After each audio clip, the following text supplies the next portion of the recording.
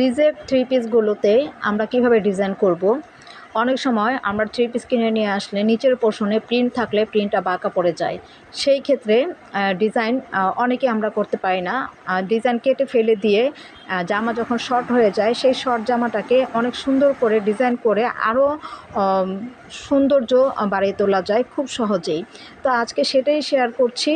এটা একটা short video, তো আমি লং একটা ভিডিও দিব জামাটার পুরো সৌন্দর্যটা আপনাদের সাথে শেয়ার করব।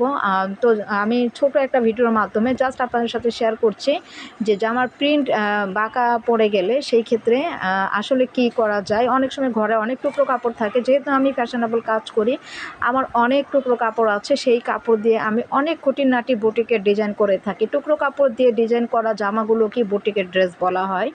তো এই যে আমি যেটা করছি, নিচের পোর্শনে এক্সট্রা কাপড় দিয়ে আমি লেন্থটা বাড়িয়ে নিব।